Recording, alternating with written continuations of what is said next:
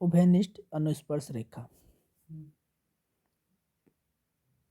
जब दो वृत्तों की स्पर्श रेखा एक ही तरफ हो, ठीक है, या फिर स्पर्श रेखा के एक ही तरफ दोनों वृत्त स्थित हो, उसे हम बोलते हैं उभयनिष्ठ अनुस्पर्श रेखा। ठीक है, अब इसे देखिए, ये वाली जो रेखा है ये कहलाएगी उभयनिष्ठ अनुस्पर्श रेखा। ठीक है, ये वाला वृत्त है, इसको मैंने नाम दिया बड़ा वृत्त। ठीक है, ये छोटा वृत्त है, इस पे ये अनुस्पर्श रेखा यहाँ टच कर रही है, छोटे वाले वृत्त को बी पे टच कर रही है। ठीक है, आगे देखिए,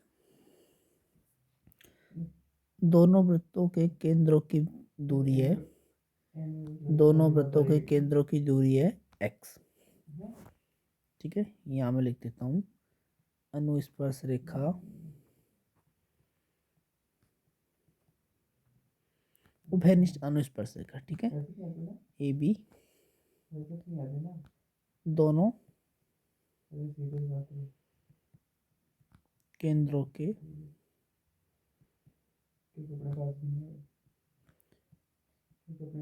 मध्य की दूरी क्या है x। ठीक है,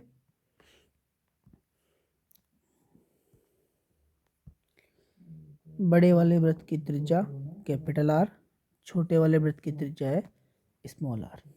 ठीक है, तो दोनों वृत्तों की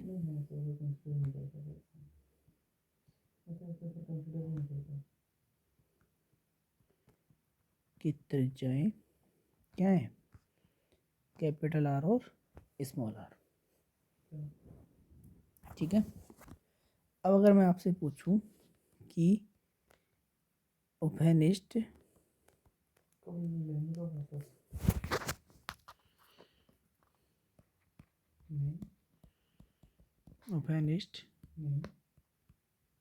अनुस्पर्श रेखा की लंबाई क्या होगी, तो इसका फॉर्मूला है अंडर रूट दोनों केंद्रों के मध्य की दूरी, दोनों केंद्रों के मध्य की दूरी, इसका क्या होगा, इसका स्क्वायर माइनस दोनों त्रिज्याओं का अंतर,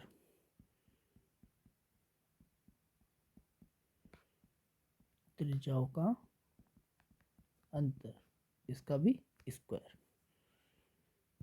ठीक है, अगर मैं लिखूं तो ए बी बराबर क्या होगा, अनुस्पर्श रेखा ए बी बराबर क्या होगा,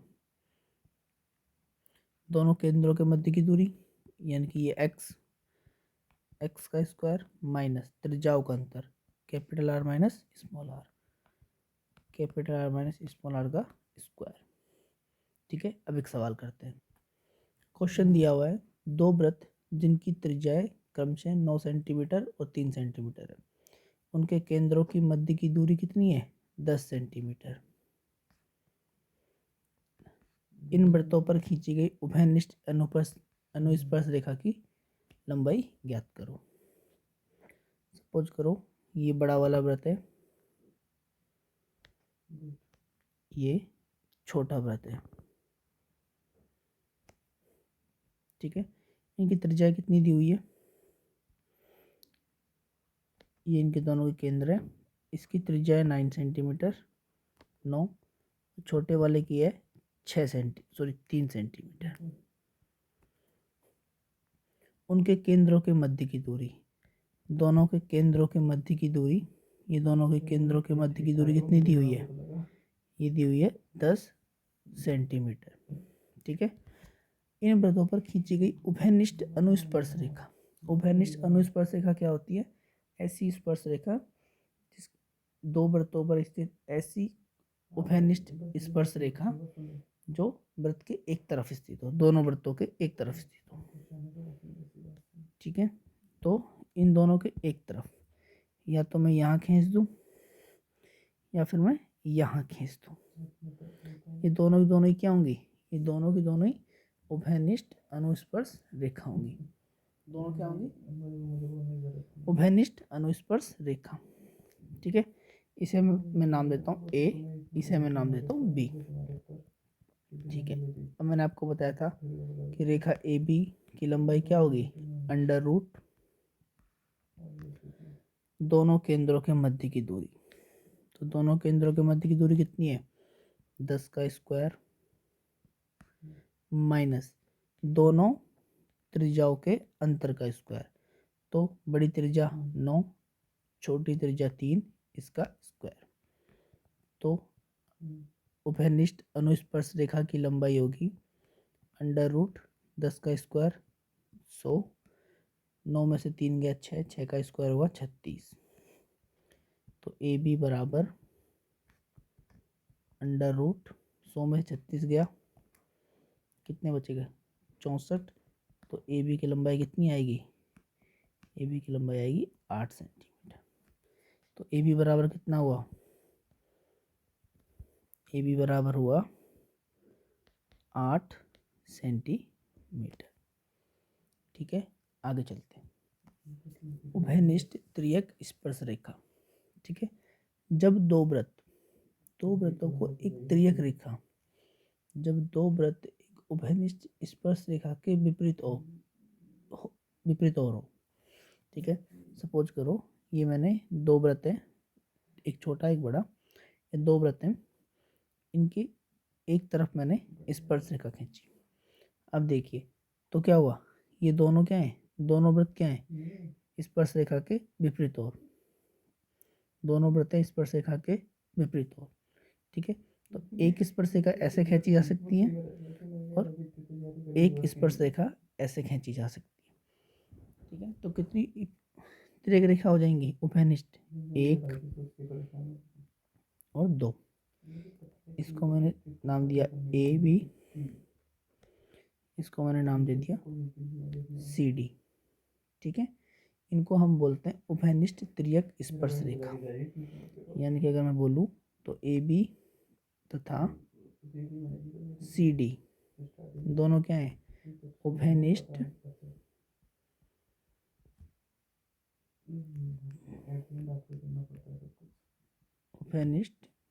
त्रियक स्पर्श रेखा। ठीक है, हम इन्हें अनुप्रस्थ स्पर्श रेखा भी कहते हैं, इन्हें हम अनुप्रस्थ स्पर्श रेखा भी कहते हैं। ठीक है, अब मैं बात करूं तो भुजा ए बी की लंबाई क्या होगी, या स्पर्श रेखा ए बी या सी डी की लंबाई क्या होगी। ठीक है, ये दोनों वृत्तों के केंद्र है। एक रेखा को मैं मिटा देता हूँ। ठीक है, अब देखिए अगर मैं आपसे बात करूं तो बड़ी वाली बड़े वृत्त की त्रिज्या को मैंने नाम दिया कैपिटल आर और छोटे वृत्त की त्रिज्या को नाम दिया स्मॉल आर। ठीक है, बड़े वृत्त की त्रिज्या कैपिटल आर, छोटे वृत्त की त्रिज्या स्मॉल आर। अब हमें रेखा ए बी की लंबाई ज्ञात करनी, रेखा ए बी की लंबाई ज्ञात करनी। तो ए बी की लंबाई होगी अंडर रूट केंद्रों की दूरी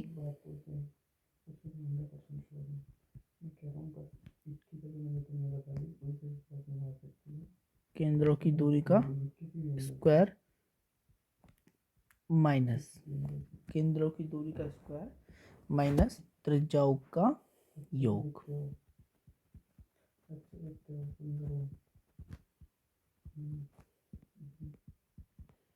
त्रिज्याओं का योग का स्क्वायर। ठीक है, त्रिज्याओं के योग का स्क्वायर। अगर मैं बात करूं तो इन दोनों केंद्रों के बीच की दूरी क्या है, x मान लेते हैं। दोनों केंद्रों के बीच की दूरी हो गई x। तो ए बी बराबर होगा, केंद्रों की दूरी कितनी है, x का square minus capital R plus small r का स्क्वायर का अंडर। ठीक है, आगे चलते हैं। अब एक सवाल करते हैं। क्वेश्चन दिया हुआ है, दो वृत्त जिनकी त्रिज्या क्रम से 7 सेंटीमीटर और 5 सेंटीमीटर है। सपोज करो ये एक वृत्त है, एक दूसरा वृत्त ये है। ठीक है,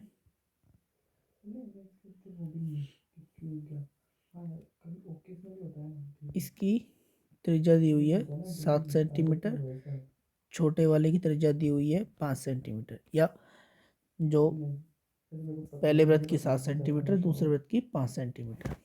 ठीक है, दोनों के मध्य की दूरी दी हुई है, दोनों के केंद्रों के मध्य की दूरी दी हुई है कितनी, 13 सेंटीमीटर। कितनी दी हुई है, 13 सेंटीमीटर।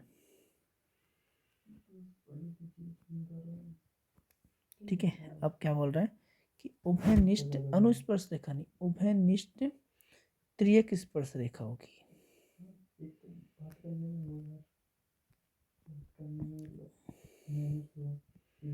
त्रियक स्पर्श रेखा, उभयनिष्ठ त्रियक स्पर्श रेखा। ठीक है, तो मैंने यहाँ से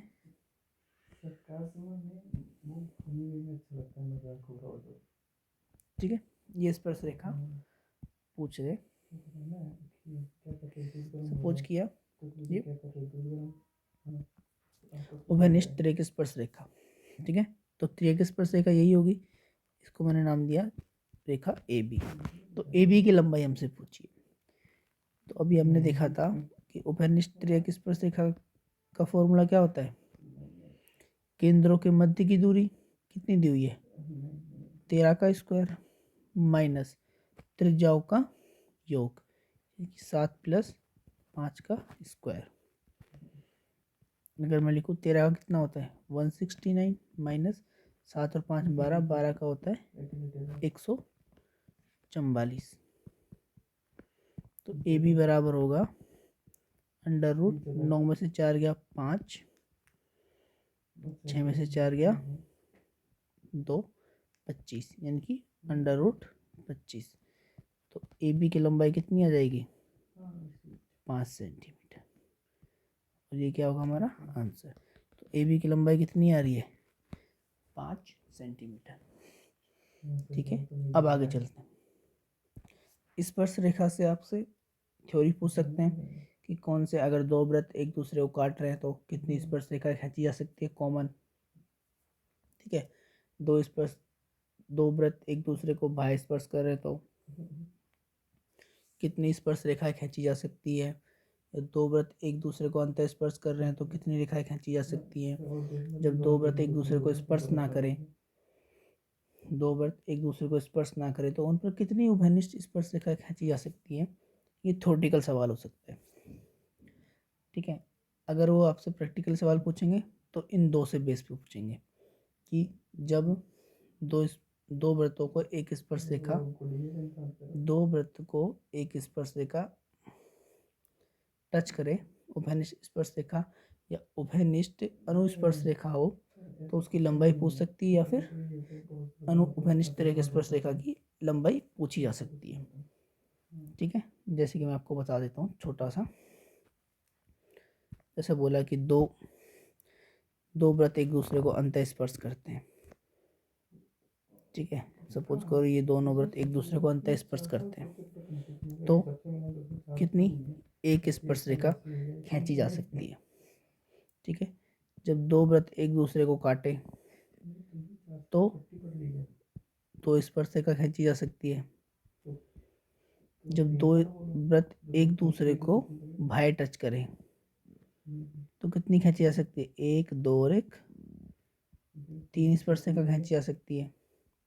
ठीक है, जब दो वृत्त एक दूसरे को स्पर्श ही ना करें तो कितनी खींचेंगे, 1 2 3 और ये 4 स्पर्श रेखा खींची जा सकती है।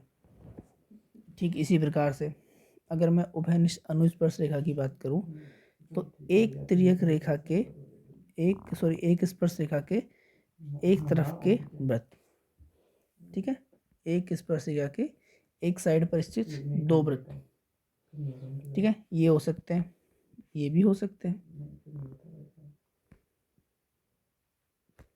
ये भी हो सकते हैं।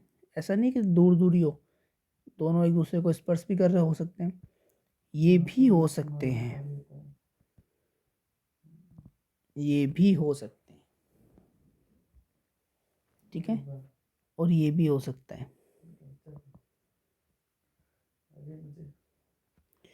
जहाँ दोनों के केंद्र से होके वृत्त गुजर रहे हो, जहाँ दोनों के केंद्र से होके वृत्त गुजर रहे हो, ठीक है। अगला पॉइंट है कि किसी बाह्य बिंदु से, मैंने इसको नाम दिया बिंदु ए, जो कहें त्रिभुज के बाहर स्थित है, सॉरी वृत्त के बाहर स्थित है, बिंदु ए जो कि वृत्त के बाहर स्थित है। किसी वृत्त के बाह्य बिंदु से एक वृत्त पर अधिक से अधिक कितनी रेखाएं खींची जा सकती हैं? 2 रेखाएं खींची जा सकती हैं, ठीक है। मैं अगर बोलूं तो बाह्य बिंदु से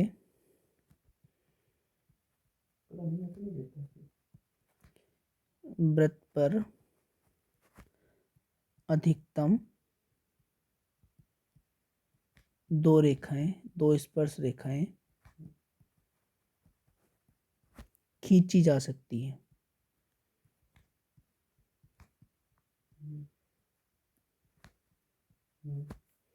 ठीक है।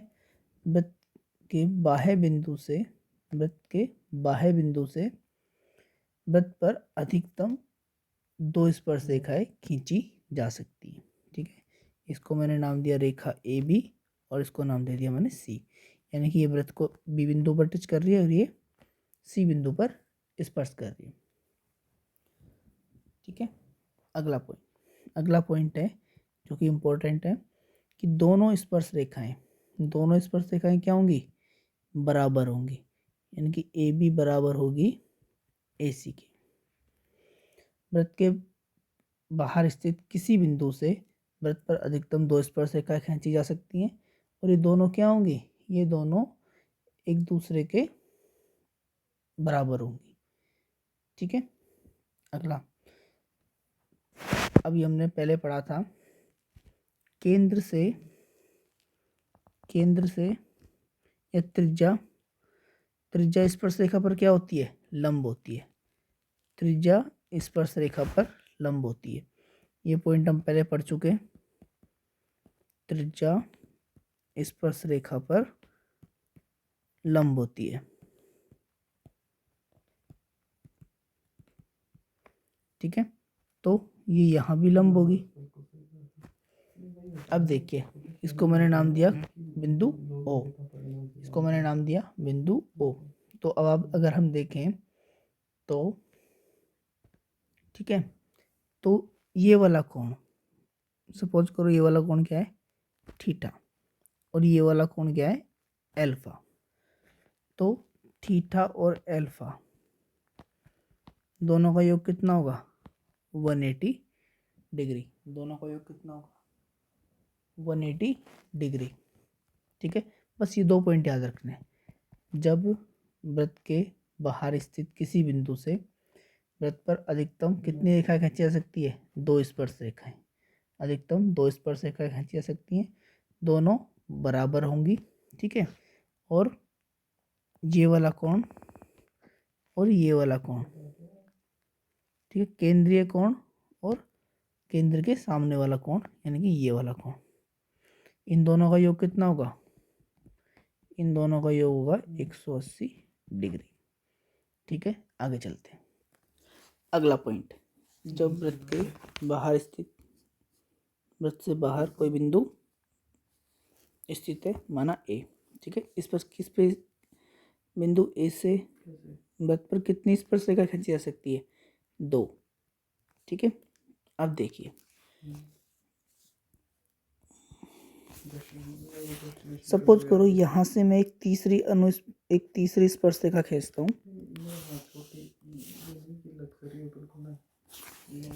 ये मैंने यहाँ से एक तीसरी स्पर्शरेखा खींची।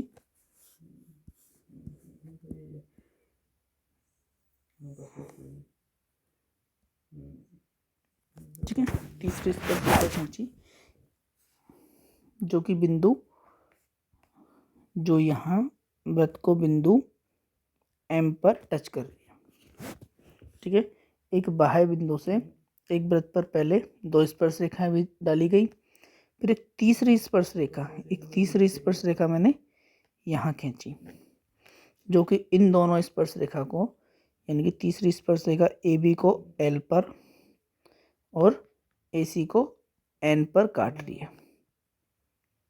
अगली बात समझ में कि एक बाह्य बिंदु से वृत्त पर 2 स्पर्शरेखा डाली गई। ठीक है, फिर एक तीसरी स्पर्शरेखा LN खींची गई जो कि वृत्त को बिंदु M पर स्पर्श कर रही है। ठीक है, अब देखिए तो क्या होगा। तो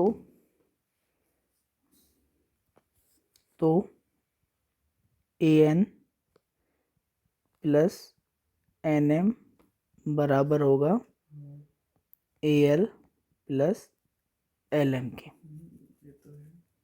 ठीक है, यानी कि यहाँ से यहाँ तक की अगर ये x है, ठीक है, x है, साथ ही L से M तक की कितनी हो गई, इसको मान लेता हूँ मैं x1। ठीक है, ठीक है, सही। A से L तक की हो गई y और M से L तक की हो गई y1। ठीक है, तो x प्लस x1 बराबर होगा y प्लस y1 के।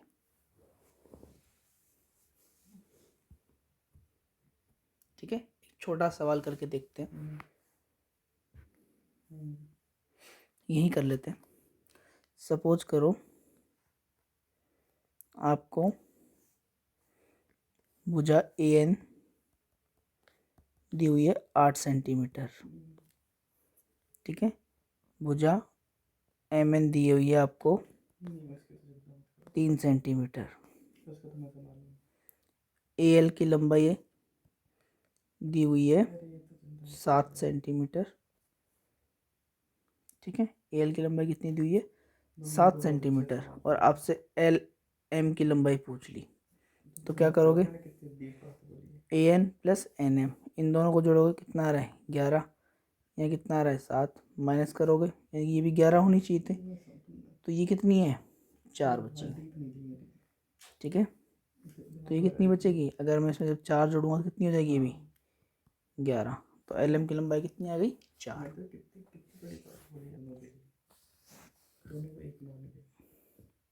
पहले हम पढ़ चुके हैं, एक पॉइंट हम पहले पढ़ चुके हैं कि अर्धवृत्त में बने कोण समकोण होते हैं। ठीक है, अर्धवृत्त में बने कोण क्या होते हैं, समकोण होते हैं।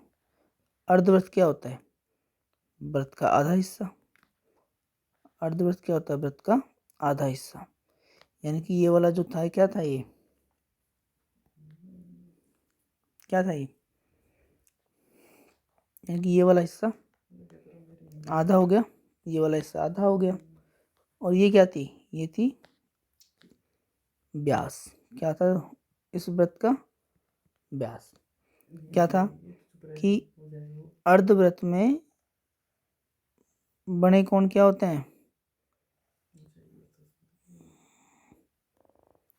ये सारे कोण कितने डिग्री के थे, 90 डिग्री के। कितने डिग्री के थे, 90 डिग्री के। ठीक है, तो यहाँ एक और पॉइंट समझ में आता है कि वृत्त में व्यास के एक तरफ के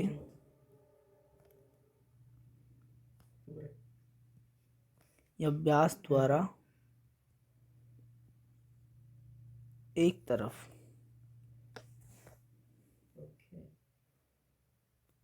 परिधि पर बनने वाले कोण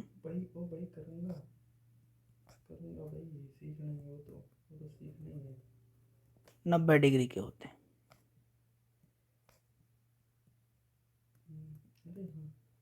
ठीक है, अगर मैं बात करूँ, अगर इस तरफ खींचूंगा तो ये कोण भी कितने डिग्री के होंगे, ये कोण भी सारे कितने डिग्री के होंगे, 90 डिग्री के। कितने डिग्री के होंगे, 90 डिग्री के। ठीक है, क्योंकि व्यास द्वारा परिधि पर बनने वाले एक तरफ के कोण समकोण होते हैं। ठीक है, सपोज नहीं, ऐसे नहीं, सपोज करो ऐसे ये व्यास हो गया तो इस तरफ खींचेंगे तो भी वो 90 डिग्री के ही बने। इस समय ये पॉइंट याद रखना है कि व्यास द्वारा परिधि पर बनने वाले कोण कितने डिग्री के होंगे, 90 डिग्री के होंगे। ठीक है, इसको ऐसे ही याद कर लो कि व्यास द्वारा परिधि पर बनने वाला कोण 90 डिग्री का होता है। ठीक है, अब फिर चाहे इसमें व्यास कोई भी हो, कहीं भी बना दिया जाए, सपोज करो मैंने ये व्यास बना दिया तो ये कोण कितने डिग्री का होगा, फिर ये कोण 90 डिग्री का होगा। सपोज करो इससे मैं यहाँ बनाऊं तो ये कोण भी कितने डिग्री का होगा, ये कोण भी 90 डिग्री का होगा। ठीक है, अब सपोज करो मैंने व्यास खींच दिया यहाँ पे, अब मैंने व्यास खींच दिया, ये व्यास खींच दिया तो ये कोण भी कितने डिग्री का होगा, 90 डिग्री का। ये कोण भी कितने डिग्री का होगा, 90 डिग्री का। लेकिन व्यास द्वारा परिधि पर बनने वाला कोण 90 डिग्री। ये व्यास है, इससे परिधि पर बनने वाला कोण कितने डिग्री का होगा, 90 डिग्री का। अगला पॉइंट है, वृत्त की जीवा द्वारा परिधि पर एक और बनने वाले कोण समान होते हैं। सपोज करो ये वृत्त की मैंने एक जीवा बनाई। ठीक है, ये वृत्त की एक जीवा है AB, तो ये वृत्त का जीवा से एक और भाग हो गया, यानी कि इसको मैंने बोला क्या, दीर्घ वृत्तखंड। ठीक है, ये कौन सा हो गया, लघु वृत्तखंड, ये हम पढ़ चुके हैं। ठीक है, तो जीवा द्वारा एक वृत्तखंड में बनाए गए परिधि पर सारे कोण, अभी हमने क्या किए थे, अभी हमने व्यास से बनाए थे, अब हम जीवा से बना रहे हैं। सपोज करो जीवा से मैं दीर्घ वृत्तखंड में कोण खींचता हूँ परिधि पर, ये परिधि पर कोण बनेगा। ठीक है, ऐसे ही मैंने दूसरा कोण बना दिया परिधि पर, ऐसे ही मैंने ये एक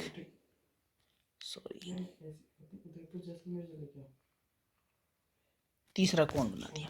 ठीक है, तो ये सारे कोण क्या होंगे, समान होंगे। सारे कोण क्या होंगे, समान होंगे। क्या होंगे, समान होंगे। सारे कोण क्या होंगे, समान होंगे। ठीक है, जीवा द्वारा परिधि पर एक और बनने वाले कोण समान होते हैं। ठीक है, इसी तरह अगर मैं बात करूं दूसरी तरफ की, तो ये अगर लघु वृत्तखंड में मैं बनाता हूँ, जीवा AB से मैंने लघु वृत्तखंड में ये पहला कोण बनाया,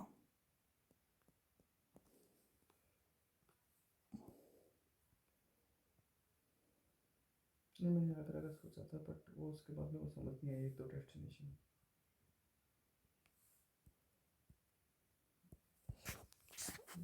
AB से मैंने परिधि पर एक कोण ये बनाया, तुम भी देखो मैं भी देखता हूँ, दूसरा कोण ये बनाया। ठीक है, अगर ये कोण अल्फा हुआ तो ये कोण भी कितना होगा, अल्फा होगा। तो पॉइंट यहाँ पे बनता है कि वृत्त की जीवा, इस चीज को हम कल के परसों के लिए करें, वृत्त की जीवा द्वारा परिधि पर ए की ओर बनने वाले कोण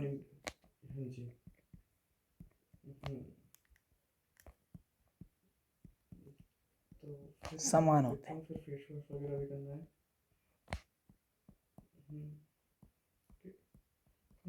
ठीक है, आगे समझ में। अगर मैं इसको कोण 1 नाम दूं, इसको कोण 2, इसको कोण 3, तो कोण 1 बराबर कोण 2 बराबर कोण 3। इसको मैंने नाम दिया कोण 4, इसको कोण 5। कोण 4 बराबर क्या होगा? कोण 5। ठीक है, आगे चलते हैं। सपोज करो एक वृत्त है, इस पे मैंने ये एक जीवा खींची, जीवा ए बी। ठीक है, जीवा से मैंने जीवा की एक और की परिधि पर मैंने ये कोण खींचा। सपोज करो ये कोण है 60 डिग्री का। अगर मैं जीवा से इसी परिधि पर दूसरा कोण बनाऊंगा तो ये कोण भी कितने डिग्री का होगा? 60 डिग्री का। आगे समझ में? आगे चलते हैं। अगला है चक्रीय चतुर्भुज। अगला पॉइंट क्या है? चक्रीय चतुर्भुज। चक्रीय चतुर्भुज। ठीक है, ऐसा चतुर्भुज, चतुर्भुज क्या होता है? जिसकी 4 भुजाएं हों, सारे क्या कहलाएंगे? चतुर्भुज। ऐसा चतुर्भुज जिसके चारों शीर्ष, यानी कि ये सपोज करो ये क्या है? चतुर्भुज है, तो इसके कितने शीर्ष है? 1 शीर्ष, 2 शीर्ष, 3 शीर्ष और 4 शीर्ष। यानी कि ऐसा चतुर्भुज जिसके चारों शीर्ष वृत्त की परिधि पर स्थित हो, उसे हम चक्रीय चतुर्भुज कहते हैं। तो अगर मैं इसमें बनाऊं तो इसमें चक्रीय चतुर्भुज कैसा बनेगा? दोनों शीर्ष, तीसरा शीर्ष और ये चौथा शीर्ष। अगर मैं बात करूं तो ये क्या होगा? इसको मैंने नाम दिया ए बी सी और डी। तो चतुर्भुज ए बी सी डी क्या है? एक चक्रीय चतुर्भुज है। क्या है? चक्रीय चतुर्भुज। यानी कि ऐसा चतुर्भुज जिसके चारों शीर्ष क्या हो? वृत्त की परिधि पर स्थित हो, क्या कहलाएगा? चक्रीय चतुर्भुज। ठीक है, ये क्या है? ये इसका केंद्र O। ठीक है, अब देखते हैं। अगर मैं बात करूं, ये कोण A, ये कोण B, ये कोण C और ये कोण D। ठीक है, तो चक्रीय चतुर्भुज के सम्मुख कोण होते हैं ना, जैसे कोण A के सम्मुख कौन सा है? कोण A के सामने वाला कोण कौन सा है? कोण C। तो सम्मुख कोण यानी कि कितने डिग्री के होंगे? ये 180 डिग्री के। अगर मैं ऐसे बोलूं कि चक्रीय चतुर्भुज में आमने सामने के कोणों का योग कितना होता है? 180 डिग्री। ठीक है, तो ए के सामने कौन सा है? सी के सामने कौन सा है? ए। दोनों का योग कितना होगा? 180। ऐसे ही कोण बी के सामने कौन सा है? कोण डी। इनका मान भी कितना होगा? 180 डिग्री। ठीक है, आगे चलते हैं। ये एक वृत्त है। ठीक है, अब देखिए इस वृत्त पर सपोज करो ये 2 बिंदु क्या हैं? बिंदु ए, वृत्त की परिधि पर 2 बिंदु स्थित हैं। वृत्त की परिधि पर 2 बिंदु ए बी स्थित हैं। ठीक है, तो बिंदु ए बी से केंद्र पर बनने वाला कोण, बिंदु ए बी से केंद्र पर बनने वाला कोण,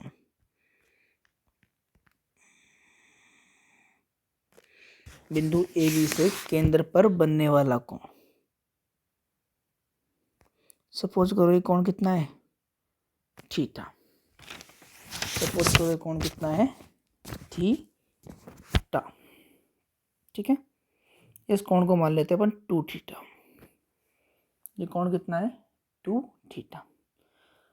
किसी वृत्त की परिधि पर स्थित 2 बिंदुओं से केंद्र पर बनने वाला कोण, ठीक है, केंद्र पर बनने वाला कोण शेष परिधि पर बनने वाले कोण का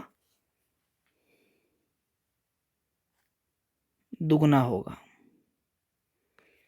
ठीक है,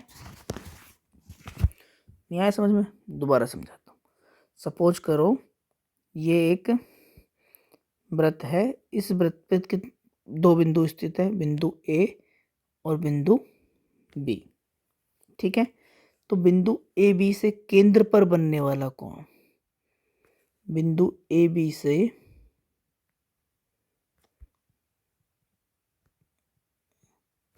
केंद्र पर बनने वाला कोण, शेष परिधि पर बनने वाला कोण बिंदु ए बी से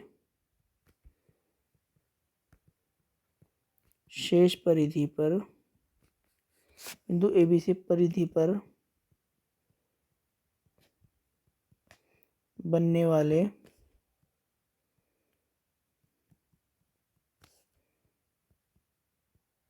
कोण का दुगना होगा। ठीक है, सपोज करो ये बिंदु ए बी से परिधि पर ये कोण बन रहा है, बिंदु ए बी से परिधि पर ये कोण बन रहा है। अगर ये कोण थीटा होगा तो बिंदु ए बी से केंद्र पर बनने वाला कोण क्या होगा, 2 थीटा होगा। ठीक है, आई बात समझ में? ऐसे समझते हैं इसको। सपोज करो ये एक ट्राइंगल, सॉरी ये एक वृत्त है। क्या है? वृत्त है। ये इस वृत्त का क्या है? केंद्र। सपोज करो ये वृत्त की परिधि पर क्या है? 2 बिंदु स्थित है। ठीक है, तो वृत्त की परिधि पर स्थित 2 बिंदु, सपोज करो यहाँ से मैंने वृत्त की परिधि पर ये कोण बन रहा है, ये वृत्त की परिधि पर कोण बन रहा है। सपोज करो ये कोण कितना है? अल्फा। ठीक है, तो इन्हीं बिंदु से जब मैं केंद्र को मिलाऊंगा तो जो ये कोण बनेगा, ये कोण कितना होगा? ये कोण होगा 2 अल्फा। कितना होगा? 2 अल्फा। अभी हमने जब पढ़ा था ट्राइंगल पढ़ा था, तो ट्राइंगल में हमने पढ़ा था परिकेंद्र। क्या पढ़ा था? परिकेंद्र। ट्राइंगल में हमने पढ़ा था परिकेंद्र। परिकेंद्र क्या होता है? परिकेंद्र ये तो होता है कि ऐसा केंद्र, मतलब कि त्रिभुज की तीनों भुजाओं के लंब समद्विभाजक, त्रिभुज की तीनों भुजाओं के लंब समद्विभाजक, त्रिभुज की तीनों भुजाओं के लंब समद्विभाजक जिस बिंदु पर मिलते हैं उसे हम क्या बोलते हैं? परिकेंद्र। क्या बोलते हैं? परिकेंद्र। ठीक है, जब यहाँ पे क्या हुआ था, हमने इन दोनों केंद्रों को मिलाया भी था, तो ये कोण अगर थीटा आया था तो ये BOC का मान कितना आया था? 2 थीटा। तो ये वही वाला कंसेप्ट है। अगर आप देखो तो मैं इसको यहाँ खींच देता हूँ, तो ये क्या हो गया? ये परिकेंद्र हो गया। यानी कि यहाँ से क्या हो रहा है? केंद्र के तीनों शीर्षों को स्पर्श करते हुए एक वृत्त की रचना हो रही है। ठीक है, तो अगर ये वाला कोण थीटा है तो ये वाला कोण कितना होगा? 2 थीटा होगा। हमें डायग्राम से याद रखना है, सीधा कुछ नहीं करना, डायग्राम से सीधा याद रखना है कि अगर वृत्त के दो बिंदुओं से ये केंद्र पर एक परिधि पर एक कोण बन रहा है, अगर ये कोण थीटा है तो केंद्र पर बनने वाला कोण, ध्यान रखना केंद्र पर बनने वाला कोण क्या होगा? इसका दुगना होगा। इसका दुगना होगा। ये इम्पोर्टेंट पॉइंट है, इससे एग्जाम में सवाल आता ही आता है। अब आप इसे ऐसे समझ लीजिए, सपोज करो ये क्या है? बिंदु ए और ये बिंदु है बी। ठीक है, ये हो गया वृत्त का केंद्र O। ठीक है,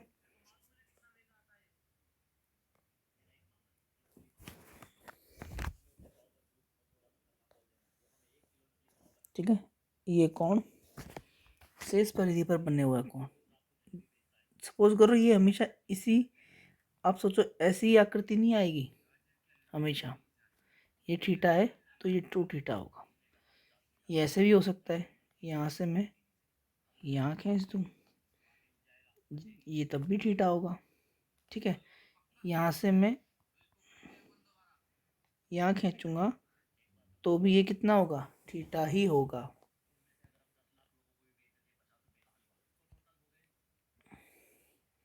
यहाँ से मैं यहाँ खींचूंगा तो भी ये क्या होगा, थीटा ही होगा। तब ये कोण भी कितना होगा, 2 थीटा। ठीक है, तब ये वाला कोण नहीं होगा, ध्यान रखना। जब मैं नीचे खींचूंगा, इसको अल्फा से डिनोट कर लेते हैं, ये अल्फा होगा, ये 2 थीटा हो गया। ठीक है, तब क्या होगा, तब ये वाला कोण होगा, तब ये वाला कोण कितना होगा, 2 अल्फा। इस चीज़ का हमेशा ध्यान रखना। ठीक है, आगे चलते हैं। ये सवाल रीट 2016 में पूछा गया था।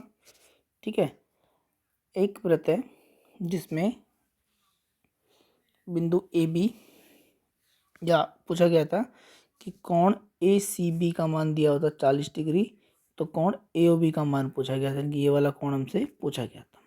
ठीक है, तो अभी हमने देखा कि जब वृत्त पर परिधि पर दो बिंदु स्थित हों, वृत्त की परिधि से स्थित दो बिंदुओं से वृत्त की परिधि पर बनने वाला कोण, ठीक है, उसके केंद्र पर बने कोण का आधा होता है।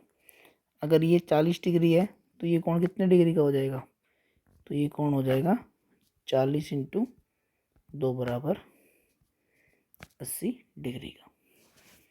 ठीक है, आगे चलते हैं। अगला पॉइंट है कि केंद्र के वृत्त के केंद्र से जीवा पर खींचा गया लंब जीवा को समद्विभाजित करते हैं।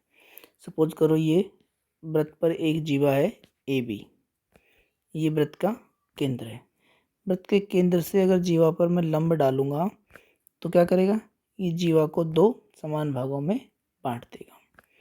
ठीक है, सपोज करो मैंने लंब डाला, ओ से लंब डाला ए बी पर, एम पे आया, तो ए एम बराबर क्या होगा, एम बी। ठीक है, यानी कि वृत्त के केंद्र से जीवा पर खींचा गया लंब उस जीवा को समद्विभाजित करता है। ठीक है, यानी कि केंद्र से मैंने जीवा पर लंब डाला तो यह करेगा, जीवा को समद्विभाजित कर देगा। ठीक है, आगे चलते हैं। ये एक वृत्त है, इस पे दो जीवाएं हैं। पहली, इसको मैंने नाम दिया ए बी,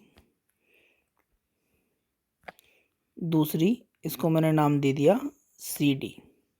ठीक है, जब मैं ए बी और सी डी को आगे बढ़ाता हूँ, जब मैं ए बी को आगे बढ़ाया, साथ ही मैंने सी डी को भी आगे बढ़ाया, तो ये क्या, सपोज करो इन दोनों ने यहाँ बिंदु पी पर एक दूसरे को प्रतिच्छेद किया। जब वृत्त की दो जीवाएं आगे बढ़ाने पर एक दूसरे को बाह्य प्रतिच्छेद करें, यानी कि वृत्त के बाहर बिंदु पी पर प्रतिच्छेद किया, तो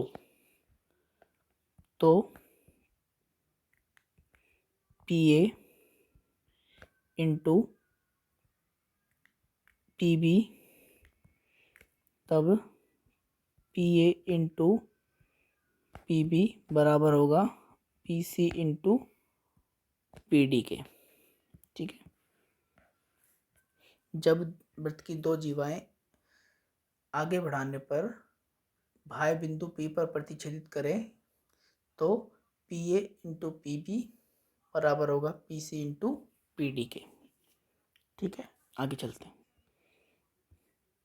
जब किसी वृत्त की दो स्पर्श रेखाएं, दो जीवाएं, जब किसी वृत्त की दो जीवाएं एक दूसरे को अंतः प्रतिच्छेद करें, सपोज करो ये जीवा एक, इसको मैंने नाम दे दिया ए बी। ठीक है, ये दूसरी जीवा, इसको मैंने नाम दे दिया सी डी। ठीक है, एक दूसरे को अंतः प्रतिच्छेदित कर रही है बिंदु पी पर। ठीक है, तो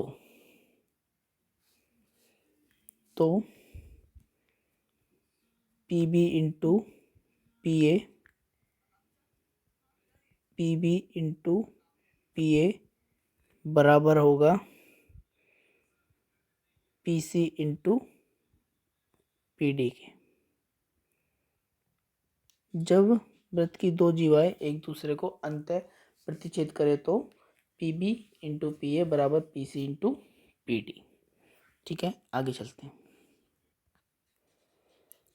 ये एक वृत्त है, ठीक है। ये वृत्त पर ये वृत्त की एक जीवा है AB, ठीक है। ये वृत्त की एक जीवा है AB। साथ ही वृत्त पर एक स्पर्श रेखा जिसे मैंने नाम दे दिया बिंदु T पर स्पर्श करती है, ठीक है। एक स्पर्श रेखा वृत्त को बिंदु T पर स्पर्श करती है। अब ये जीवा AB को मैंने आगे बढ़ाया, ये क्या हो रहा है, ये स्पर्श रेखा को बिंदु P पर काटती है, ठीक है। एक वृत्त है जिसमें एक जीवा AB दी हुई है, ठीक है। साथ ही एक स्पर्श रेखा उसे बिंदु T पर स्पर्श कर रही है। अब जब मैंने जीवा AB को आगे बढ़ाया तो इसने इस स्पर्श रेखा को कहाँ पर कट किया, कहाँ पर काटा, बिंदु P पर काटा। तो PA इंटू PB बराबर होगा PT स्क्वायर के, ठीक है, PT स्क्वायर के। ठीक है, आज के लिए इतना ही। आपका वृत्त वाला चैप्टर हो गया खत्म। कल पढ़ेंगे हम चतुर्भुज।